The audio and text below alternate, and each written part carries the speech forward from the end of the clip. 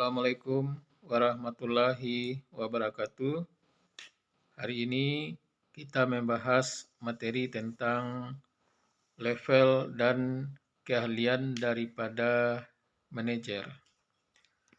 Sebagaimana kita ketahui, kemarin-kemarin tugas manajer itu adalah melaksanakan fungsi-fungsi manajemen mulai dari perencanaan, pengorganisasian, pelaksanaan atau pengarahan, dan pengawasan dalam rangka mencapai tujuan perusahaan, yaitu memperoleh laba yang maksimal secara efisien dan efektif. Dalam rangka untuk melaksanakan fungsi-fungsi tersebut, maka manajemen berada pada level yang berbeda dalam suatu perusahaan bisnis. Ada 3 level manajemen secara umum. Yang pertama adalah level yang paling tinggi, disebut dengan top management, yaitu level di mana perencanaan strategis perusahaan dibuat. Ya, dalam level ini yang berada adalah manajemen puncak, terdiri dari direktur utama dan direktur-direktur yang ada di bawahnya, seperti direktur keuangan, direktur pemasaran, direktur produksi, direktur sumber daya manusia, dan direktur-direktur yang ada sesuai dengan kebutuhan perusahaan. Yang kedua ada namanya middle management, yaitu manajemen yang berada pada level pertengahan dalam suatu perusahaan. Mereka ini mengkomunikasikan apa-apa perencanaan strategis yang telah dibuat oleh manajemen puncak atau top manajemen tadi kepada manajemen yang ada di bawahnya, yang dikenal dengan lower management. Yang ketiga adalah manajemen paling bawah, dikenal dengan lower management. Tugas manajemen paling bawah ini adalah melaksanakan operasional perusahaan sesuai dengan bidangnya masing-masing. Kalau di bidang produksi, langsung dia memimpin proses produksi daripada perusahaan. Proses produksi daripada barang-barang yang akan dihasilkan oleh perusahaan.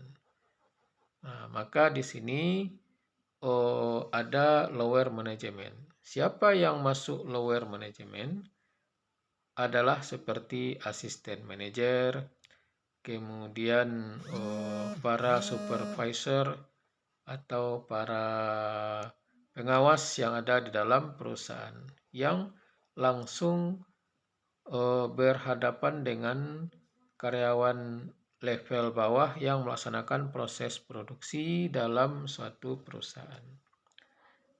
Terus apa keahlian yang dimiliki oleh pihak manajer yang ada pada level manajemen ini? Secara garis besar ada 3 jenis keahlian yang dimiliki oleh para manajer tersebut.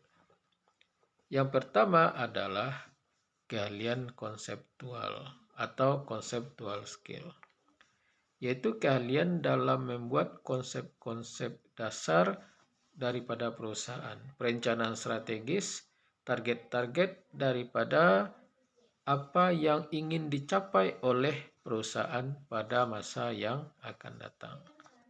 Perencanaan ini meliputi sumber daya yang besar dan cakupan yang besar dalam suatu organisasi bisnis atau perusahaan. Kemudian keahlian yang kedua adalah keahlian berkomunikasi dengan pihak-pihak yang ada di dalam perusahaan. Disebut juga dengan keahlian human skill, ya, keahlian berkomunikasi dengan manusia. Jadi dia mengkomunikasikan apa bentuk perencanaan yang telah dibuat oleh top manajemen kepada level manajemen yang ada di bawahnya. Dan yang ketiga dikenal dengan keahlian teknis atau technical skill. Yaitu keahlian tentang bagaimana teknis pembuatan barang di dalam suatu perusahaan. Jadi dia langsung bagaimana menghasilkan barang tersebut atau memberikan jasa kepada para konsumen. Kalau itu perusahaannya adalah perusahaan jasa. Ketiga keahlian ini harus dimiliki oleh masing-masing manajer pada level yang berbeda tadi. Hanya saja konsentrasinya yang berbeda. Kalau di level manajemen yang berada di level puncak atau top manajemen, maka manajernya harus memiliki keahlian konseptual yang paling besar. Setelah itu diikuti dengan keahlian human skill, keahlian berkomunikasi, dan yang paling kecil adalah keahlian dalam hal teknis pembuatan barang yang akan dihasilkan. Sedangkan pada middle management, keahlian yang paling banyak harus dimiliki adalah keahlian komunikasi atau human skill. Kemudian baru keahlian tentang conceptual skill, dan yang ketiga adalah keahlian tentang technical skill. Sedangkan pada manajer di level paling bawah atau lower manager, keahlian yang paling banyak harus dimiliki adalah technical skill. Bagaimana memproduksi barang secara langsung. Kemudian keahlian human skill, keahlian berkomunikasi, dan yang paling sedikit dimiliki adalah keahlian tentang membuat konsep-konsep atau conceptual skill. Karena apa? Karena dia banyak berhubungan dengan proses produksi barang. Jadi harus mengerti tentang hal-hal yang berbau teknis. Jadi itulah saudara-saudara sekalian, level daripada manajemen dan keahlian manajer yang ada pada masing-masing level tersebut. Terima kasih atas perhatiannya. Billahi taufik wal hidayah.